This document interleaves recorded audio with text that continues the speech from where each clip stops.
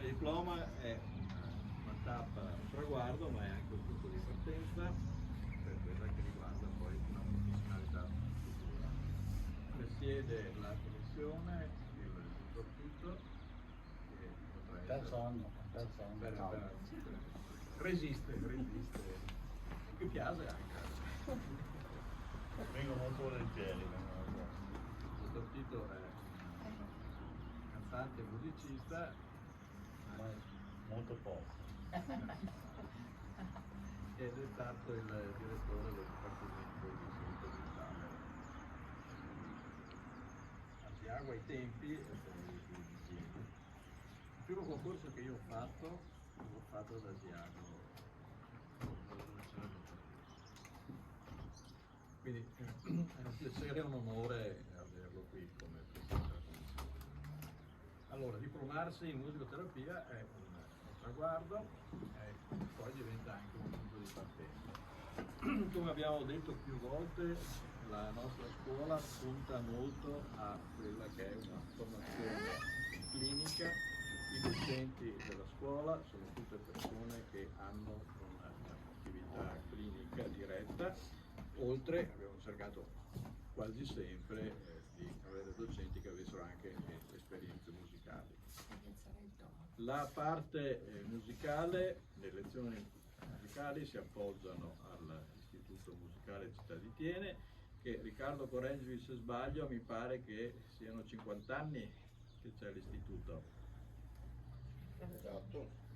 Quindi un istituto storico per quanto riguarda la città di Tiene e ringraziamo ancora una volta Riccardo Brazzale e l'Istituto Musicale per la sensibilità nel mantenere un dipartimento di musicoterapia. Per quanto riguarda la parte clinica, appunto, ci si appoggia a professionisti come docenti che lavorano nel settore sia pubblico che privato e che hanno un'esperienza clinica diretta. Questo perché, come sappiamo, questo diploma in Italia ancora non ha un suo riconoscimento ufficiale. Questa è una cosa che noi diciamo dal primo giorno, per cui queste scuole sono delle scuole private che attualmente non hanno nessun riconoscimento a livello istituzionale, ma proprio per questo noi cerchiamo di garantire quella che è una conoscenza. Il dottor Tito, che ha lavorato e diretto le istituzioni per tanti anni, magari ci può dare un suo parere poi su cosa guarda chi dirige le istituzioni quando si appoggia a dei professionisti.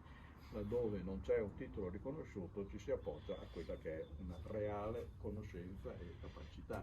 Per cui quando poi si va nel mondo del lavoro in questo campo, che è un campo delicato perché si ha a che fare anche con persone che stanno male, è importante che ci sia una formazione adeguata.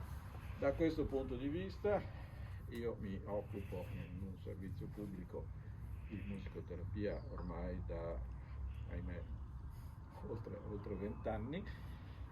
Credo di essere, non conosco nessun altro che abbia un riconoscimento pubblico per l'attività e ho avuto un incarico di attività di gruppo e di gruppo di musicoterapia. Attualmente non mi risulta, non ho mai trovato nessun altro in Italia che avesse un riconoscimento di questa tipologia, ma al di là di questo sì, operiamo sul campo da oltre 20 anni, la Manuela con noi dal 2006, quindi c'è un'attività clinica e un'esperienza di cui possiamo condividere e portare appunto all'esperienza. In questo tipo di attività che abbiamo svolto, oltre a occuparci di attività clinica, abbiamo cercato di dare anche una dimensione scientifica con il progetto Persona, qui abbiamo alcuni volumi che abbiamo pubblicato e ogni anno dal 2012 organizziamo un congresso sui temi di musicoterapia proprio per mantenere anche il dibattito scientifico e cercare di dare una verifica di quello che noi stiamo facendo. In più ci siamo occupati anche di didattica a vari livelli, non solo di questa scuola, ma abbiamo fatto anche numerosi corsi di formazione all'interno delle istituzioni pubbliche alcune giornate anche con la presenza di 300-400 persone che sono arrivate a cantarsi una canzone di 28 minuti scritta in giornata su quelli che sono i temi della salute e della relazione con il paziente. Questo per dire che in questa scuola quello che noi cerchiamo di dare è un'esperienza e una conoscenza che poi possa essere utile affrontando il mondo del lavoro. Mondo del lavoro in cui ci sono almeno due indirizzi, uno può essere più di tipo educativo, quindi all'interno delle scuole, e l'altro un po' più clinico, quindi all'interno di strutture dove si opera con la salute, nel mio caso specifico la salute mentale, ma non solo, perché sappiamo che la musicoterapia può essere utilizzata a vari livelli.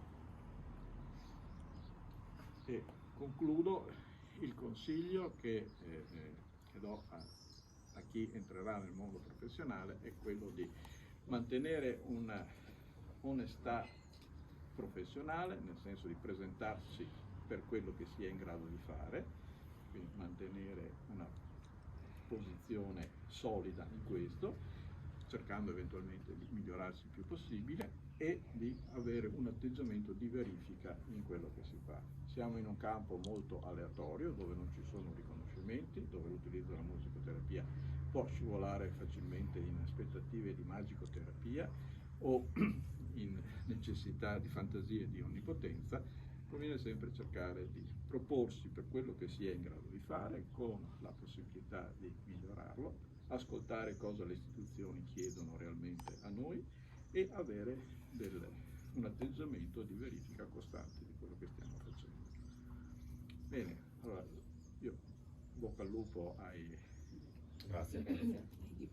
diplomandi e lascerei 2 minuti e la parola anche al dottor Tito, che ci può magari dire se secondo lui ha un senso che si facciano queste cose e cosa può essere il lavoro con la disabilità. Sì, ringrazio la scuola per avermi invitato anche quest'anno a svolgere questa funzione presidente della commissione, quindi è una cosa importante che mi fa molto piacere. Io dirò 2 cose più da psichiatra che si occupa e si è occupato di musicoterapia che da musicoterapeuta, anche se anch'io ho avuto una lunga esperienza a livello istituzionale che per fortuna continua ancora adesso qui a Thiene, quindi è una cosa che io ho cominciato 10 anni fa circa, per cui non ho l'esperienza lunga che ha avuto Mario, però devo dire che sono stati tra i momenti più felici della mia attività di psichiatra, e come sapete, come capi dipartimento noi dobbiamo occuparci molto anche di aspetti organizzativi e di aspetti gestionali. Io in quei momenti di lavoro con i pazienti e con il gruppo con il quale portavamo avanti questa esperienza, ho passato veramente dei momenti estremamente sereni e felici, di cui vi dirò ho anche molta nostalgia. La cosa che vi volevo dire rispetto al significato della musicoterapia, soprattutto direi all'interno delle istituzioni, no? È che nel lavoro di musicoterapeuti si costruisce un colloquio, no?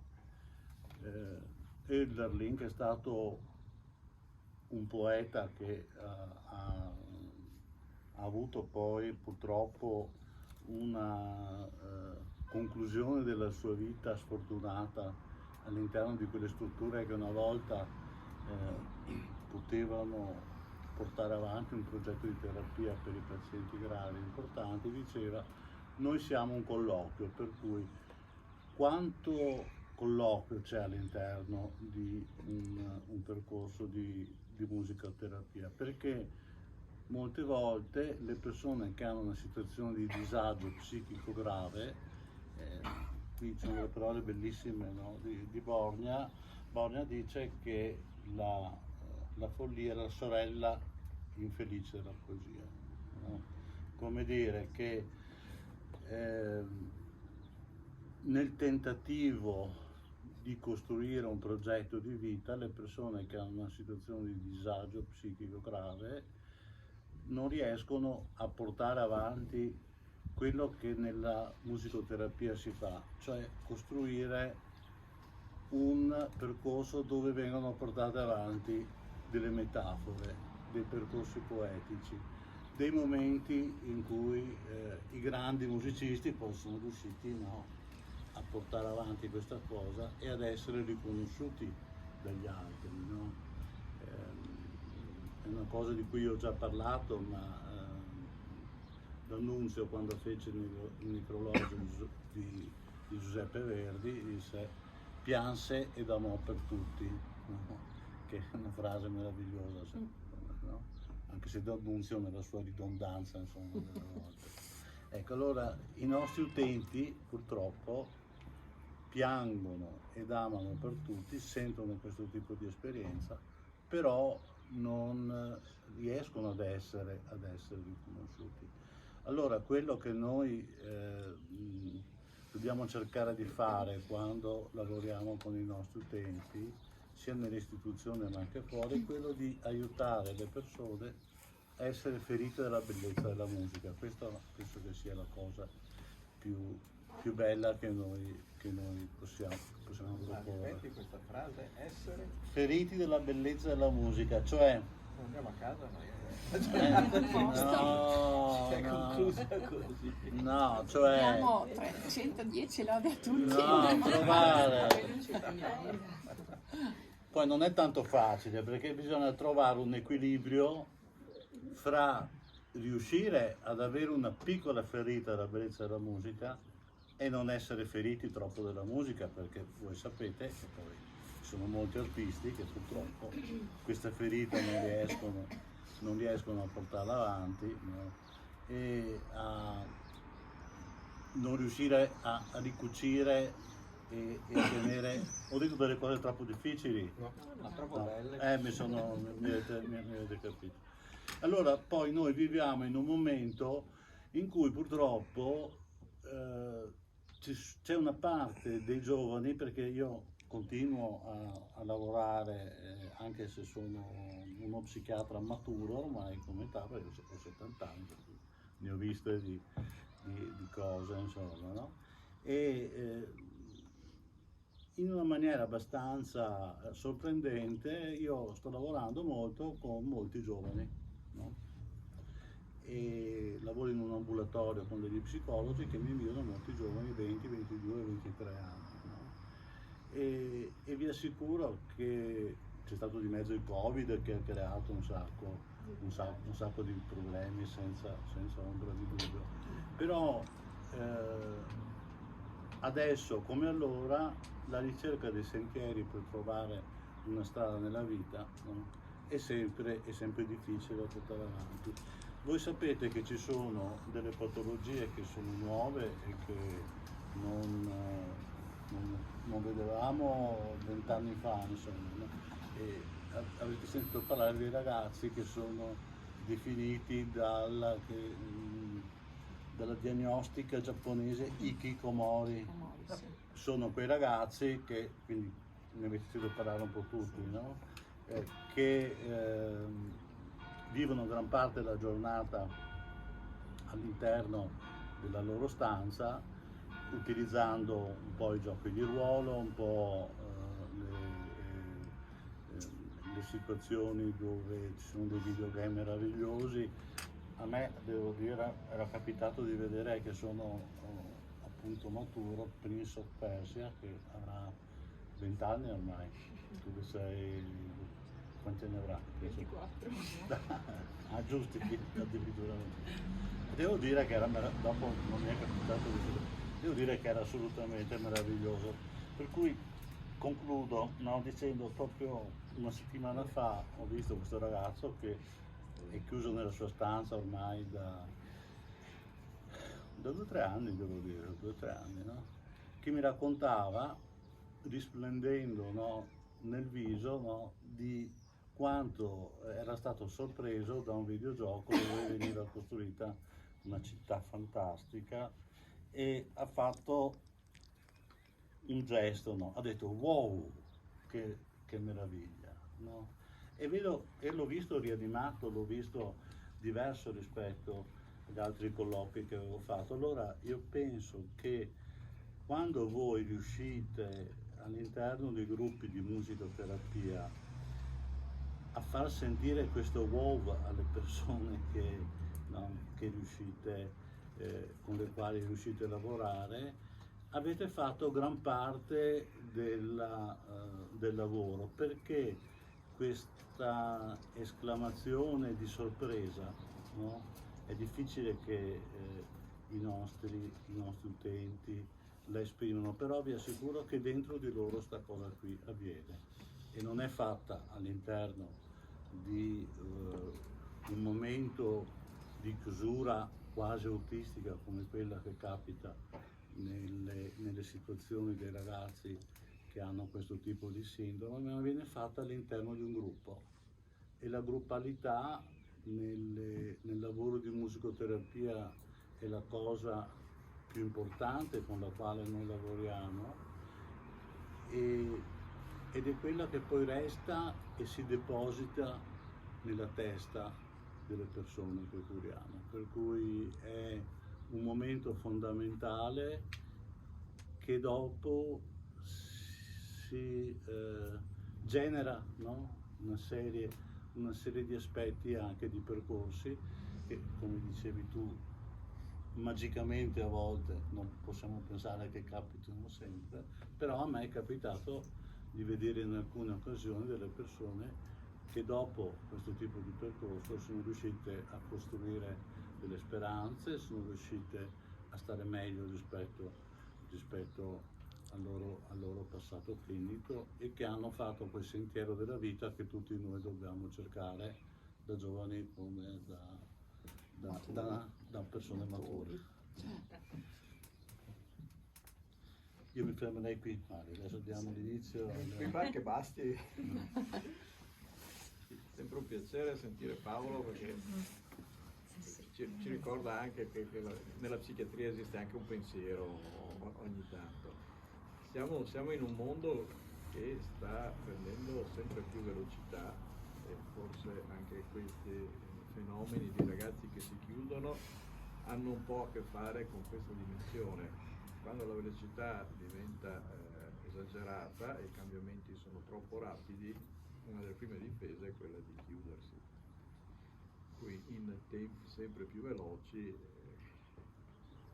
si fa un po' più fatica a stare al passo coi tempi, allora la fantasia o la difesa di chiudersi in un mondo proprio può essere una suggestione che attira molto. In questo mi viene in mente, mentre parlavi, che la musica può dare la possibilità intanto di passare in un mondo anche un po' a parte. I musicisti a volte vivono in un mondo loro, che però intanto mi sembra meno patologico, poi mi sembra un mondo che non chiude ma apre ad altre dimensioni, e può creare una dipendenza fisiologica e non patologica, e potrebbe rappresentare anche, soprattutto per i giovani, una dimensione in cui si possono avvicinare e si possa proporre uno spazio e un tempo dove appunto ricordarsi che soprattutto per i giovani la capacità di meravigliarsi e quindi di dire wow esiste e non è persa, anche se si corre sempre più veloce. Bene, io direi che può bastare. Sì, direi di sì. No, più che altro perché mi sto preoccupando per chi ha i tempi un po' più contati in collegamento. Riccardo, tutto bene? Non so cosa avranno sentito. Ci sono. Anthony? Presenti. Bene. Allora direi Ma nel che... caso ti mando un messaggio sul telefono, in caso dovesse Ok. prendere più la linea. Ok.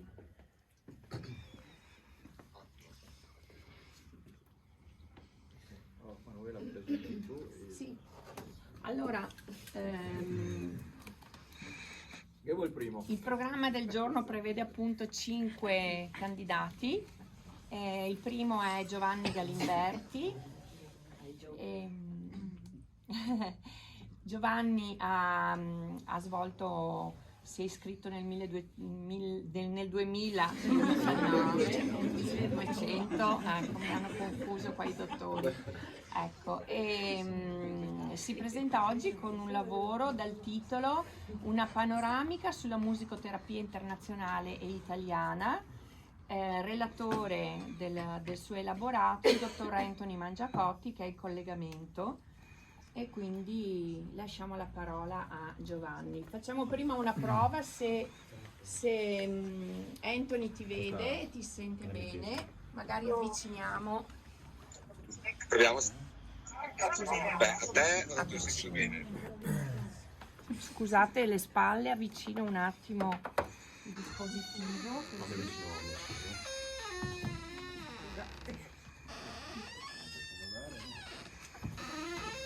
Il tuo lavoro dov'è davanti? Grazie. Ok. Prego, buongiorno. Grazie, buongiorno. Lo vedete?